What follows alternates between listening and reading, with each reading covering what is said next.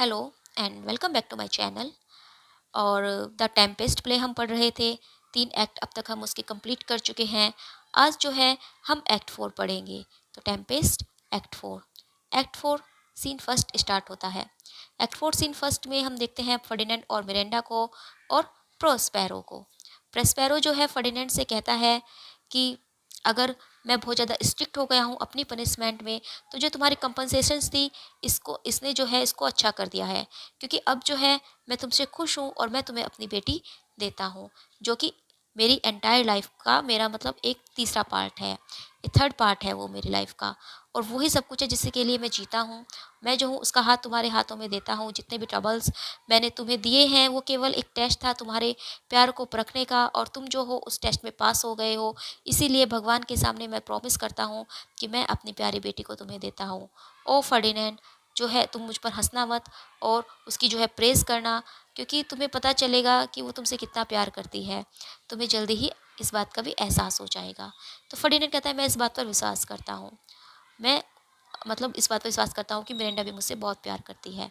तो प्रोस्पेरो कहता है कि ठीक है, और तुमने जो है एक इनाम के तौर पर मेरी बेटी को जीत लिया है, लेकिन इतना याद रखना, अगर मैरिज से पहले, शादी से पहले तुमने उसकी वर्जिनिटी को ख़त्म करने की कोशिश की तो फिर ये बहुत ज़्यादा बुरा हो जाएगा, क्योंकि ये जो एक ऐसी चीज़ है जो कि मैरिज के बाद ही होती है ट्रेडिशन के अनुसार। सेक्रेट ट्रेडिशन जो है मतलब जो पवित्र जो ट्रेडिशंस होती हैं उसके अकॉर्डिंग ये शादी के बाद ही होने चाहिए।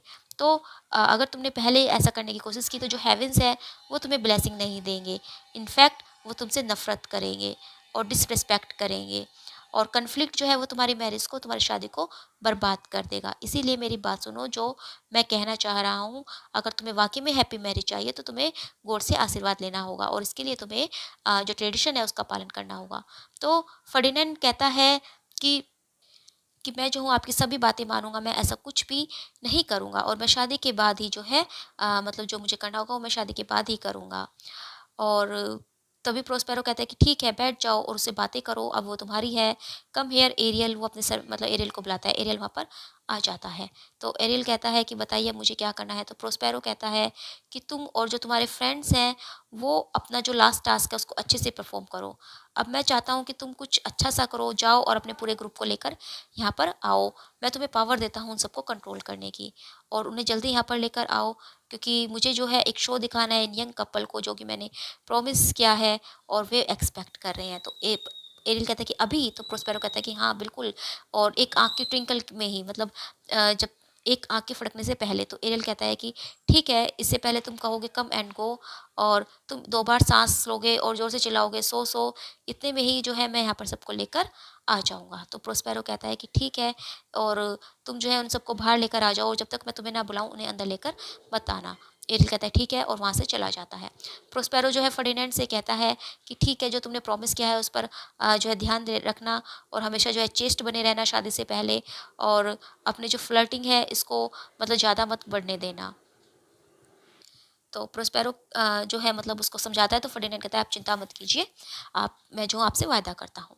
तो प्रोस्पेरो अब कहता है एरियल को कि अब आ जाओ और अपने साथ एक्स्ट्रा हेल्पर भी लेकर आओ, और जो मैंने कहा है वो करो। फिर सॉफ्ट म्यूजिक बजता है। इरीस जो है एंटर करती है। इरीस बुलाती है अपनी दूसरी जो और गॉडेस है, कैरिस और जूनो को। वो कहती है कि मैं जो हूँ मैसेंजर हूँ, और जो कि रेनबो को लेकर आई हूँ, जूनो को लेकर आई हूँ, the queen of the sky जो है। मतलब वो वहाँ पर जो है इरीस, कैरिस और जूनो एक परफॉर्मेंस देते हैं स्टेज पर, और वो जो है तीनों उन फर्डिनेंड को और मिरेंडा को जो है ब्लेसिंग्स भी देते हैं, आशीर्वाद देते हैं। उनकी शादी के लिए बहुत ज़्यादा जो है वो उनको आशीर्वाद देते हैं। वे तीनों जो है उनके लिए गाना भी गाते हैं।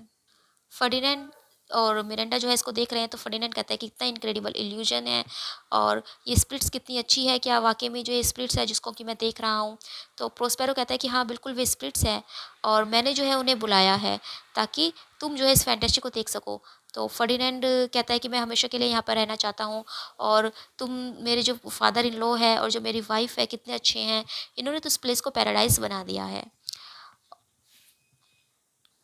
वहाँ पर जो है सभी डांस करते हैं, जो निम्फ्स वहाँ पर आए थे, जो इरीस, गैरिस और जूनो जो गॉडेस थी, मतलब वहाँ पर सभी डांस करते हैं और सब जो है फर्डिनेंड और मिरांडा को बहुत ज़्यादा ब्लेसिंग्स देते हैं। तभी जो है प्रोस्पेरो को याद आता है कैलिबन के बारे में, कैलिबन की जो वो मतलब कॉन्स्पेरेसी कर रहा है उसके बारे में। तो पेरो कहता है कि अरे मैं तो कैलिबन की जो एविल कॉन्स्पेरेसी थी अपने कंपेनियन के साथ मुझे मारने की, मैं तो भूल ही गया हूँ।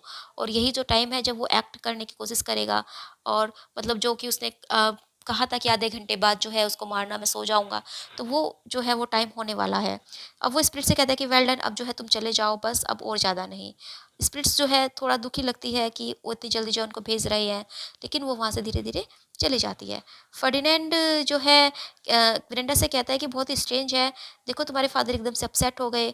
तो मिरांडा कहते हैं कि हाँ, मैंने भी कभी अपनी लाइफ में उन्हें इतना एंग्री और इतना अपसेट नहीं देखा है।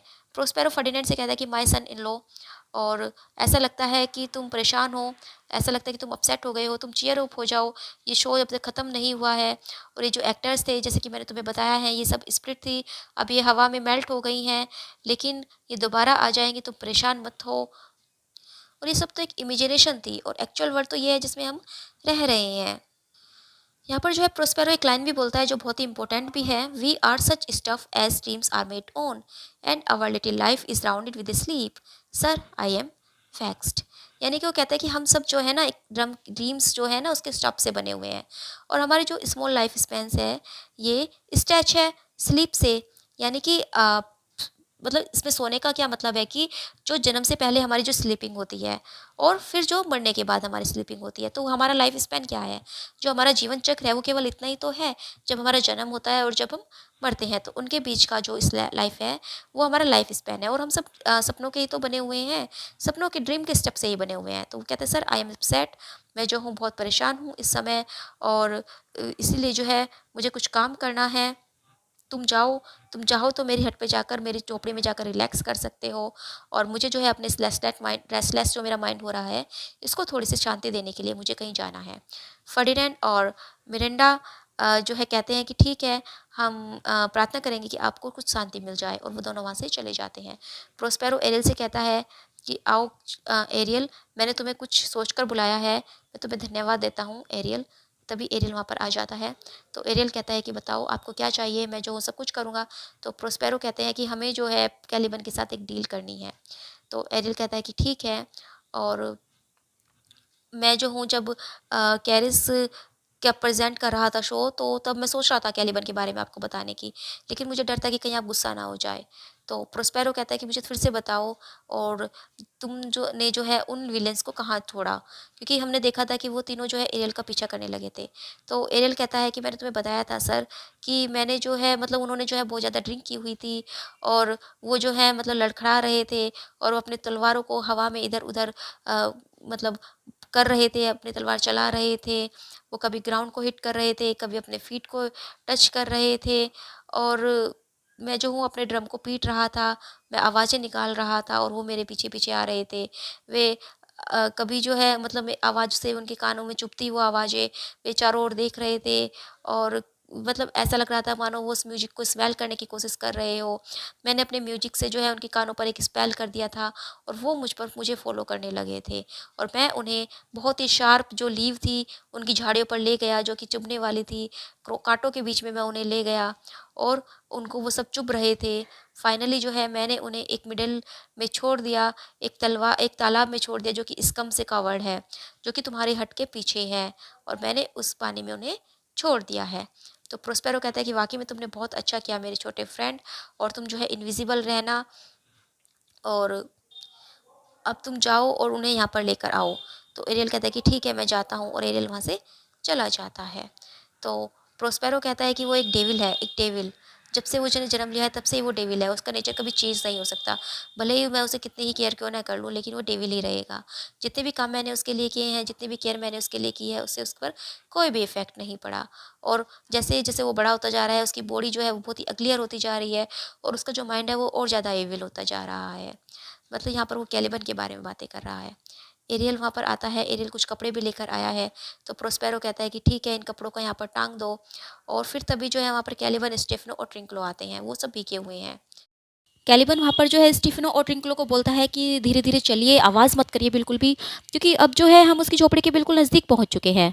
तो फिर स्टीफेनो उससे पूछता है कि मॉन्स्टर, तुमने तो कहा था कि यहाँ पर जो स्पिरिट है वो बिल्कुल हार्मलेस है, वो हमें कोई हार्म नहीं पहुँचाएगी, लेकिन उन्होंने तो हमारे साथ प्रैंक किया।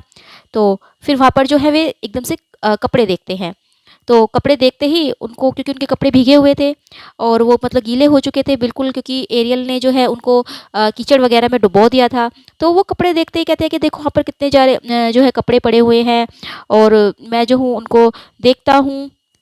लेकिन कैलिबन जो है उनको रोकता है। कैलिबन कहता है कि आप शांत हो जाइए और देखो, ये जो दरवाज़ा है ये उसकी झोपड़ी का है, इसलिए आप चुपचाप जाकर अंदर जाइए और जो क्राइम हमने सोचा है उसको कर दीजिए, और फिर जो है ये आइलैंड आपका हो जाएगा, और मैं जो हूँ कैलिबन आपका हमेशा से जो है सर्वेंट बनकर रहूँगा।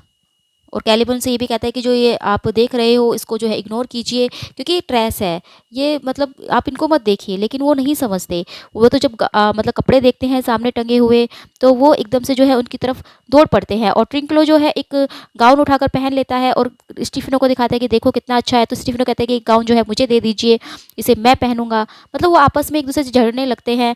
कैलिबन उनको रोक रहा है। कैलिबन कहता है कि आप ये सब मत कीजिए, इन कपड़ों को छोड़ दीजिए, और हमें पहले जो है मर्डर करना है, क्योंकि अगर प्रोस्पेरो उठ गया तो फिर वो हमें बहुत ज़्यादा दर्द देगा।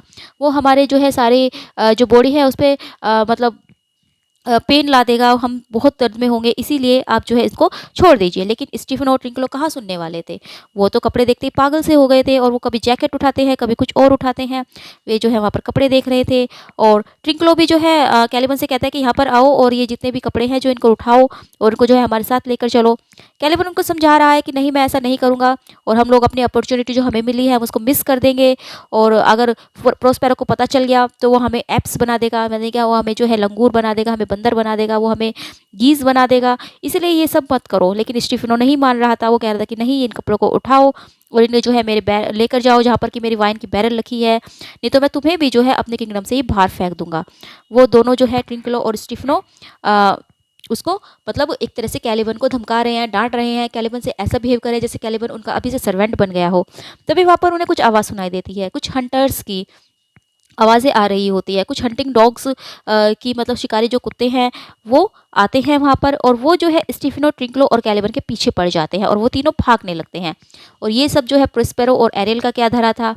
तो प्रोस्पेरो जो है एरियल से कहता है कि वेरी गुड, तुमने बहुत अच्छा काम किया है, और तुम जाओ और जो मेरे गॉब्लिन सर्वेंट है उनको बोलो कि वो जो है इन्हें मतलब बहुत ज़्यादा दर्द दे, इनके जो मतलब जितनी सारी बॉडी है ये सब पेन में जो है कराने लगे, ये इतने इतने ज़्यादा जो है इनको दर्द दे। तो एरियल कहता है कि देखो उनके कराने की आवाज़ आ रही है, और वो जो है अपना काम कर रही हैं जो स्पिरिट्स हैं। तो प्रोस्पेरो कह रहा था कि ठीक है, और अब तो जितने भी मेरे एनिमीज़ हैं सब मेरे मतलब मेरी दया के ऊपर है। अब तो मैं चाहूँ तो ही उनको जो है उनके दुखों से, उनके दर्दों से छुटकारा दिलवा सकता हूँ। जल्दी ही जो है मेरा काम पूरा हो जाएगा और तुम जो हो मुक्त हो जाओगे, फिर तुम्हें जहाँ जाना है वहाँ जाना, तुम हमेशा के लिए मैं तुम्हें आज़ाद कर दूंगा। और वो वहाँ से चले जाते हैं। यहाँ पर जो है एक्ट 4 ख़त्म होता है। एक्ट 4 में केवल एक ही सीन था